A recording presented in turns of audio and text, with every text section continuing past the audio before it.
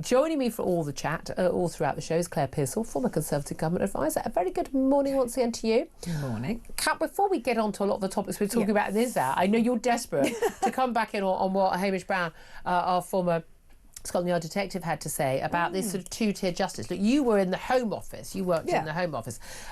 So we've got Labour reviewing two-tier bail rules that apparently favour minorities. We've got the Ministry of Justice saying probation officers must consider the trauma, even historical trauma, of ethnic minority criminals before they're sentenced. Even talking about genuinely events that have been suffered intergenerationally by their family or friends, or things that they've read about or heard about, how somehow this could impact their decisions to commit crime or their inability to not commit crime, one assumes, because of a background, you know, as a descendant of slaves. I'm assuming that's what they're talking about. I'm basically saying somehow that means that this needs to be considered when it comes to probation and when it comes to the report that the judge is going to get about whether that judge should sentence someone to community service or to prison, or for how long to prison. I genuinely think this is immoral, illegal, unequal, divisive, discriminatory and wrong. But this stuff just goes on every day. But it's absolutely bonkers. I've never heard such a load of old nonsense in my life. What about taking responsibility for the fact that you have committed crimes? And don't worry about the trauma on those individuals in the criminal justice system. What about the victims and their trauma? That doesn't seem to matter to anybody else. Never seems to matter, does it? But also, I think such an insult. So I mean, when they talk about, I mean, this is the phrase, genuinely, you see, the intergenerational experience of trauma, or even learning of important historical events. You know what they mean by that. But you say, if you get two young black men, I mean, young men committing a lot of crime, two young black men, both of whom are the descendants of Afro-Caribbeans who were the descendants of slaves, okay? But, we're talking generations, hundreds of years ago. And one black man, black man goes to college, does well, works hard, straight and narrow, and one chooses a life of crime. Are you basically saying that one is choosing the life of crime, that somehow they are the victim in a way that the other one isn't of that historical crime of slavery? That's absolute madness. As I mentioned to Hamish Brown, I've got Irish peasant, I mean, pretty sure peasant, from Kerry and Ireland on one side of my family, so I'm sure we were victims of the potato famine. Now, can I use that as an excuse if I commit when I commit a serious violent crime? We all know it's going to happen. It's just, let's just be honest about it. But I just think this is just so outrageous, taking away your personal ability to deal with things. And again, so much of the issues when people talk about, and all the sentencing guidelines, the sentencing council, that big row ahead of the change that was supposed to come into force in April, was all about, how, you're more likely to not get bail, more likely to get a stronger sentence, you're more likely to this, all if you are an ethnic minority. The largest, biggest sentence handed out, which ethnic group? Chinese. No, don't hear about that, do you? If you actually read the actual official statistics. But also, there are many reasons why more young, particularly black men, are getting involved in crime. And it's largely down to things like the breakdown of family, the low value given to schooling and education, particularly in Afro-Caribbean communities. It's not an issue in immigrants from Western Africa, where education and family unit, very, very, very big values, as they are with the Indian community as well, and Chinese communities, do very well in our country, despite the fact we're all bigoted racists carrying the England flag. Do you know what I mean? But this is the madness. You're talking about socio-demographic issues, socio-economic issues. You're talking about the role of the family, how much your family values education. You take all that out, you can wipe out any racial disparity completely. You can. You should almost do that on a pretty much daily basis, because those individuals that have those kind of backgrounds that you've just discussed are more likely to go into criminal pastimes. And it's the same if it's a white lad. Let's all be honest. If they have the same family breakdowns, addiction issues, lack of schooling, they are also going to fall into it. You can't make exceptions for one group over another. Indeed. And again, it gets back to that Netflix documentary, Adolescence, everyone's lost their minds about. Beautiful piece of drama, really powerful. Great. But let's get over ourselves, But again, actually, you know what? The chances of a young white lad stabbing a girl who said no, I don't want to date you, who comes from a happy family with a dad and a mum, both working, and still together. That is virtually zero. It literally virtually never happens because it's about family. It really is. Dads, you matter. You matter. It's as simple as that. And again, here's the thing. This ties into the question I'm asking everyone today about Keir Starmer calling on the English to reclaim our flag for our country on St George's Day, wrench it out of the hands of those who want to divide this nation. Your reaction to that, 0344 499 1000. Now, for me, one of the things that, I see the vast majority of our country and our population, I think 80% plus, of United Kingdom is in England, or most of us are English. But I think for me, in a lot of ways, English and British culture is the same thing. As I know, a lot of Scots and Welsh feel very differently. I do get that. But for me, that as someone who's grown up in England, born in England, they are the same thing. And so much part of that is the sense of fair play. Is this feeling, there's this belief in justice and equality before the law and personal freedoms, but also personal responsibility. These things are a really strong part of our cultural heritage. Now, I think often people who haven't travelled, haven't lived abroad, don't realise how unique a lot of these things are to not just Western liberal democracies and modern society, but actually to our nation. And one of the reasons why a lot of people in the in EU, those countries, they don't get why we don't need to be in the EU and don't feel like, oh my God, we won't cope without being in the EU. It's because we are an independent, proud nation, island state, whereas most of Europe, in the last 100 years, has lived under fascism.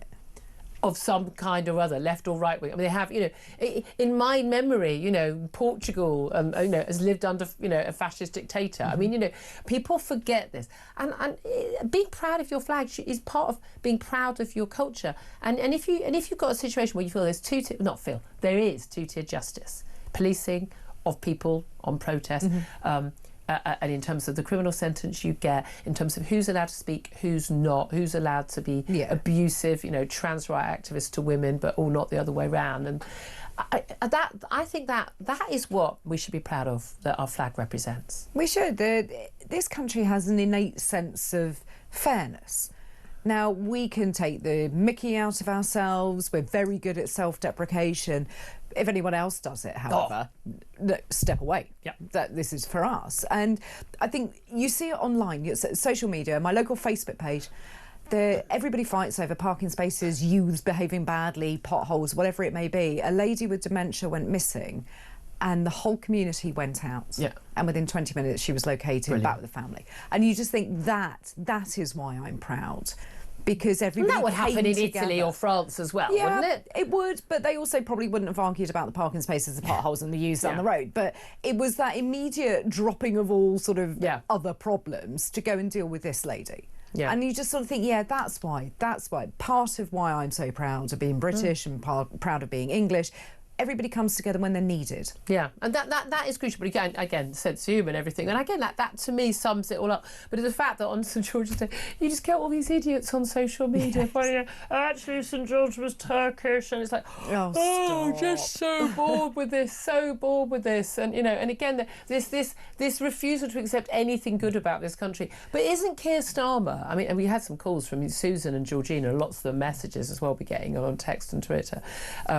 Talk about how actually, Susan said, Keir Starmer's part of the problem. He's divided the country. Georgina saying, how dare he? Keir Starmer, she said, is a hater of all things British.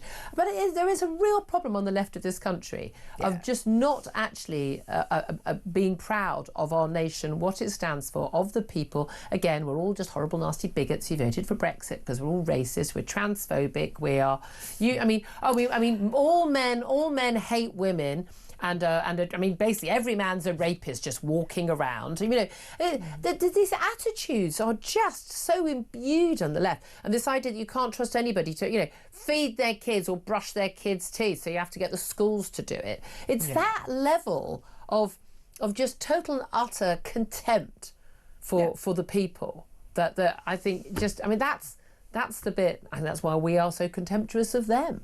And I think it's about control. They want to control everything to the nth degree, as you say. We're feeding children breakfast, we're brushing their teeth, we're keeping them in classrooms to learn about certain things.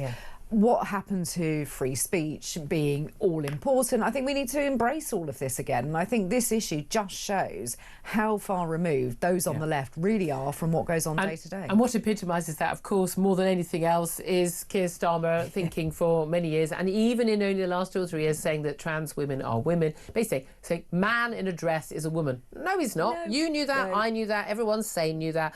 I'm still trying to decide whether he actually believed it. He's too clever to actually believe that madness, so he's just blatantly lying. We're now told by Number 10, after his statement yesterday, he welcomed the Supreme Court ruling last week, took him 6 days, that actually he does no longer believe that trans women are women. But our guest, Mark Leatherwood, made a really good point earlier. He said, why has the Prime Minister changed his mind? Oh, but the Supreme Court has said it. No. Yes, why haven't you? I mean, we're expecting Kemi Badenoch, the Tory leader, who was on fire yesterday at this statement by Bridget Phillipson.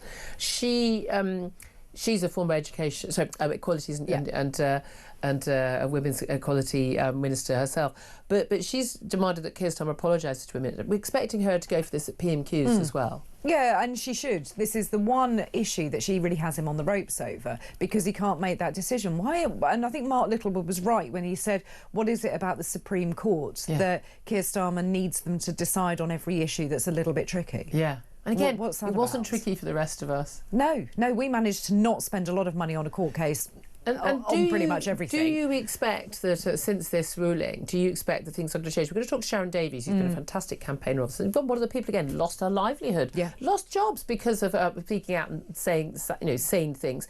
I mean, do you think, as J.K. Rowling says, that he needs to apologise to people? He won't see that he needs to apologise. He won't apologise. You'll get some Weasley words if you get any. Would you give him credit if he did? I mean, if the Prime Minister stood up today and said, do you know what, I claimed things, you know what, I never really believed it. I wanted to be kind, I wanted to be nice. I got caught up in all the trans sort of, debate. But I actually admit now that what I said was wrong, and I know it harmed women and girls, and a lot of women lost livelihoods and jobs and were, ostracised. And I fully apologise for that. I would have incredible admiration for him for doing it. But yes, so would I. But I'll eat my hat if it actually happens. Would he? Of course he won't do it. Can you imagine? A, he'd have to show some empathy. B, he'd have to have some forethought in order to be able to do it. And then he'd have to have the guts to stand up there and say it. None of that applies. I suspect in the Starmer marriage, such as according to internet rumour, the Starmer marriage is still intact. I have no idea. I don't know. No. But I can imagine he's one of those people that if you send him a text message, we've all had this, have we not, as in couple, send a text message, can you get milk on the way home, please? Yes, sure. That message. He then comes home without the milk. This does happen. I know. I'm married. I know. Comes home without me like, oh, you said you were going to get milk. I did not say I was going to get milk. No, you did. Like, here's your message where you said, yeah, I said, can you get milk? And you said yes. No, that's that. I think you're reading that out of context. I mean, that man would argue like on the head of a pin about, and you'd be sitting there going, no, look, it's in black and white. You said you'd get milk. That's why I didn't get milk, because you said you'd get milk. And he would argue to the nth degree. He would drive you up the wall as a husband. He's bad enough as a Prime Minister. Imagine having to live with him 24/7. But that's the. But I don't think he ever says, yes, sorry, I should have got milk. Exactly. He'll never hold his hands up. He'd probably get a focus group to decide how wrong his wife was in this situation. Get someone to put a statement out. Yeah. The fact is, we've had Downing Street making a statement on his behalf. Let's get the Supreme Court to rule whether or not you said you'd get milk. Oh, now I accept that I should have got milk. Ta-da! I mean, but that's... It drives me up the wall, that man. Come on, seriously, kiss her. Be the bigger trans woman. Be the bigger trans woman, Keir Starmer. Stand up and admit in the Commons today, you should have got milk. Stand up and admit you were wrong. You were wrong, and that women were wronged, and that what you did was wrong. Maybe you did it for the right reasons. I don't think you did. I think you did it because you got no spine.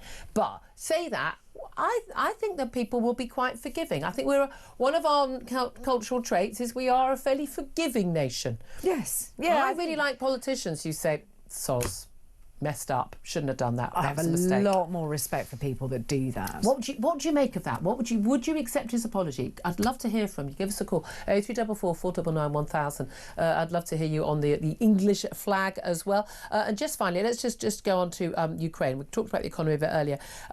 According to the latest sort of talks which have been downgraded here in the UK in terms of what's going to happen to Ukraine, by all accounts, Donald Trump plans to let Putin keep pretty much all the land seized from Ukraine, and wants Ukraine and the world to recognise that Crimea, for instance, is Russian territory.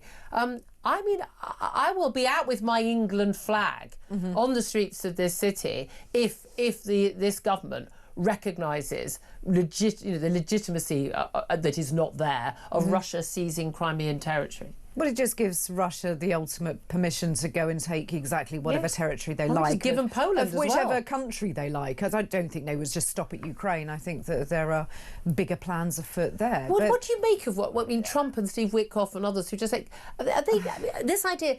He wants to get peace, and possibly by the end of this week. It was in a day. Now it's by the end of this week. But then it's not peace; it's surrender. It is surrender, and I think they just almost feel that they're bored with it. That's the impression that I get. They're just like, oh, that's quite difficult. So we just let them win that bit and you keep that bit of land and we can all move on. But that's how dictators work. I mean, the Chinese and the Russians, like, they work on long scale. Also Islamic fundamentalists as well. Oh, yeah, long-term This is plan. a very big thing, long-term plans over decades, over generations, and we get bored of everything within 24 hours. And that is one of the weaknesses of the West. That's one of the weaknesses, because we don't appear to believe in anything that's worth, well, not just fighting for, but dying for.